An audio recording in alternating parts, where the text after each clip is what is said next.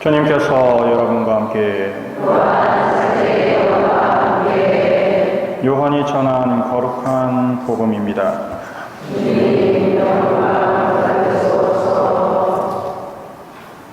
그날 곧 주간 첫날 저녁이 되자 제자들은 유다인들이 두려워 문을 모두 잠가놓고 있었다.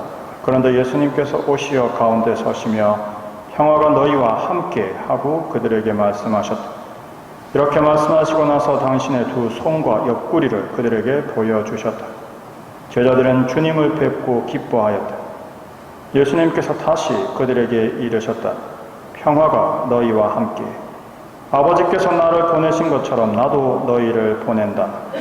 이렇게 이르시고 나서 그들에게 숨을 불어넣으며 말씀하셨다. 성령을 받아라. 너희가 누구의 죄든지 용서해주면 그가 용서를 받을 것이고 그대로 두면 그대로 남아있을 것이다. 주님의 말씀입니다.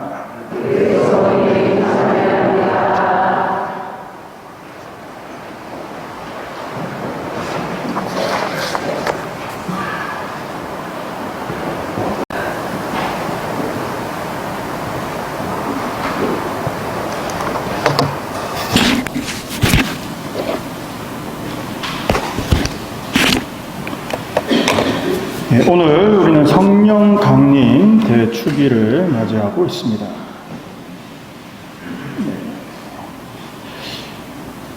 성령 강림 대축일은 말 그대로 하나님께서 우리에게 오신 날이죠. 따라서 하나님과 관계된 몇 가지 주의점들을 먼저 알아보고자 합니다. 먼저 축성과 축복이죠. 많은 분들이 이제 선물을 축성받기 위해서 들고 오십니다. 또 자동차나 집을 축복받기 위해서 청하기도 하시죠.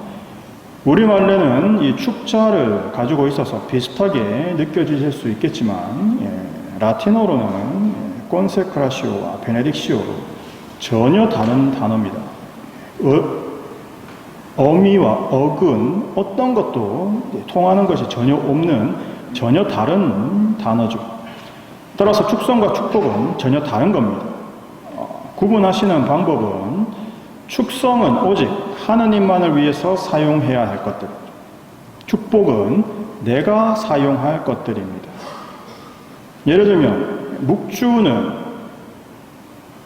기도할 때만 사용합니다. 묵주를 다른 용도로 쓰시면 안 되죠.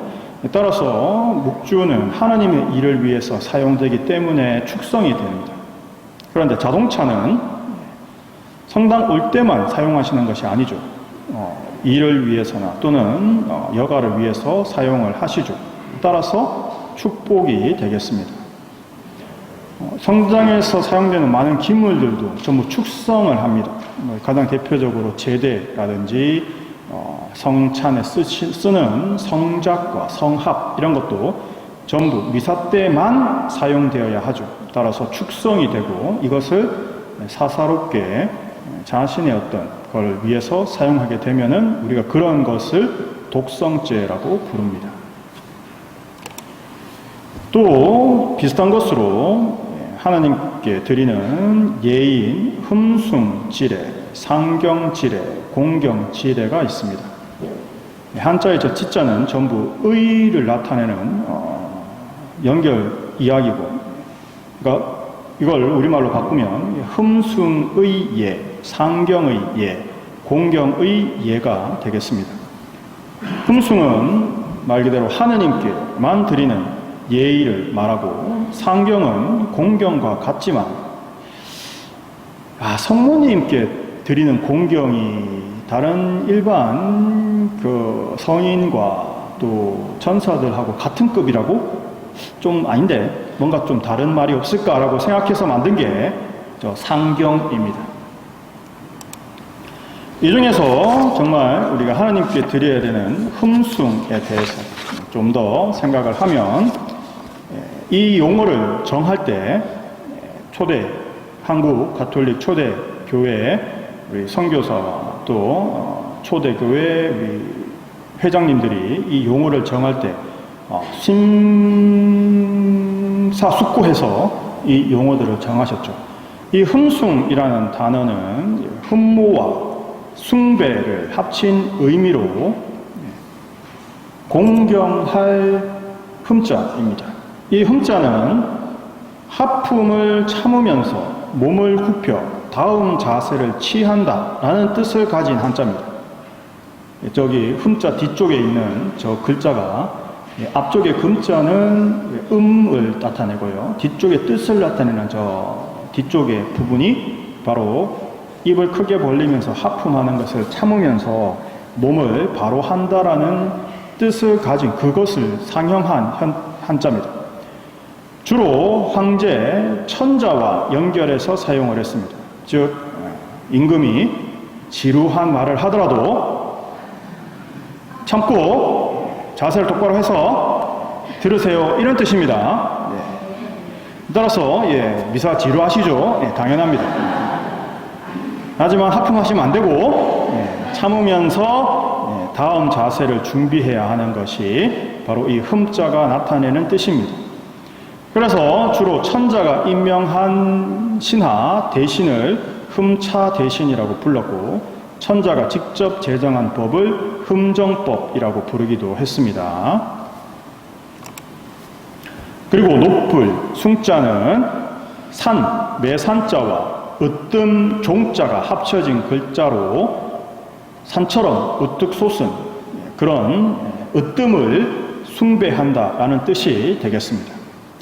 따라서 이 두 가지 뜻을 합친 흠숭이라는 글자는 다음과 같은 의미를 지닙니다. 기쁜 마음으로 우러러 공경하며 사모한다. 아니, 한자를 설명한 것도 전부 한자입니다. 그래서 이걸 우리말로 바꾸면 높으신 하느님을 마음으로 사랑하고 으뜸으로 공경한다라는 뜻이 됩니다. 그러니까 저 흠숭이라는 말 자체에 사랑한다는 뜻이 들어있습니다. 하느님을 마음으로 사랑한다, 흠모한다, 사모한다라는 뜻이 저 흠숭이라는 글자 자체에 들어있다는 거죠. 따라서 하나님께 우리가 흠숭을 드린다라고 할 때는 공경뿐만이 아니고 하나님께 대한 사랑이 포함되어 있다라는 것을 꼭 기억해야 하겠습니다. 그리고 하나님께 드리는 또 하나의 말이 있죠. 바로 거룩하시다라는 뜻입니다. 이 거룩하시다는 뜻이 매우 높고 위대하다라는 순 우리말입니다. 그래서 한자가 없습니다. 이 거룩하시다로 번역된 이스라엘 히브리어는 명사 코데시와 형용사 카도시인데 그 뜻이 따로 떼어 놓아 구분하다라는 뜻을 가지고 있습니다.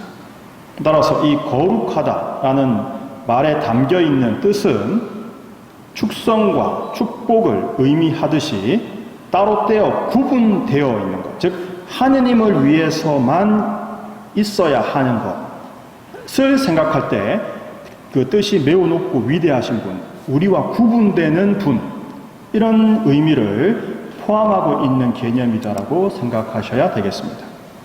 이걸 가장 잘 보여주는 것이 바로 성전, 성막 모두에 해당되는데, 하나님께서 이렇게 성전을 지어라고 했을 때 이스라엘 사람들은 그것을 생각하면서 다음과 같은 모습으로 성전 안을 분리했습니다.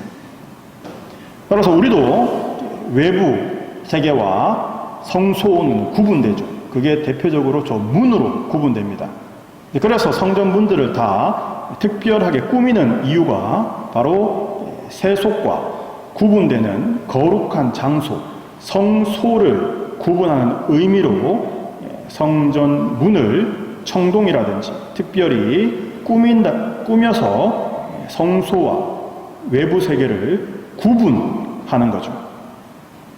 그리고 성소와 지성소, 여러분들이 앉아 계시는 곳이 성소고 이 위쪽 하나님이 머무르는 장소를 지성소라고 부릅니다.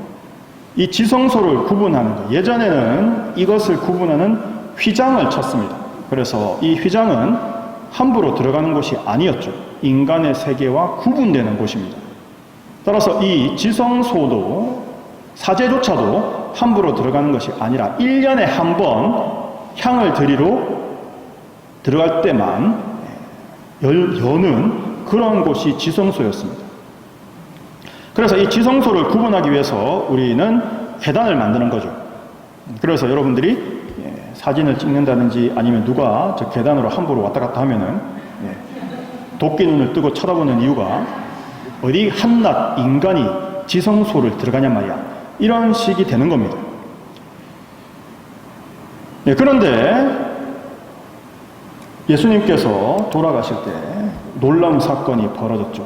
바로 십자가 죽음 순간에 지진이 일어났고 이 성전 휘장을 지탱하고 있던 가로대, 왜냐하면 이 성전의 휘장은 어마어마하게 무겁고 두꺼운 모직으로 만들어진 그 커튼 같은 겁니다. 그래서 이걸 지탱하고 있던 가로대가 있는데 이 가로대가 예수님께서 돌아가실 때의 지진으로 부러지면서 이 휘장이 위에서부터 아래로 찢어지게 되는 거죠. 그래서 지성소가 우리들에게 열렸다는 의미를 가집니다. 즉 하느님께서 지성소에서 나오셔서 세상으로 들어오신 것이죠. 그것이 가능하게 한 것이 바로 예수님의 죽음이었습니다. 우리 죄를 씻으셨기 때문에 하느님께서 우리가 살고 있는 세상으로 내려오셨다는 의미죠. 따라서 승천하신 예수님께서는 우리에게 하느님이신 성령을 보내주십니다. 그래서 우리는 예수님의 죽음으로 죄를 씻고 성령을 받아서 하느님을 모신 성소, 더 나아가서 지성소가 된 것이죠. 이것이 가능하게 된 것이 바로 예수님의 죽음으로 성전 휘장이 찢어지면서 하느님의 성소가 우리에게 열린 것입니다. 따라서 우리는 하나님과 일치를 통해서, 즉 하느님을 받아 모시고 성체로 또 이 삼위일체 하느님과 하나가 됨으로써 성령을 받아서 거룩해집니다. 즉 구별되어야 하는 거죠. 세상으로부터 떨어져 나와서 이제 전혀 다른 사람이 되어야 합니다. 그것이 성령을 받았다는 의미죠.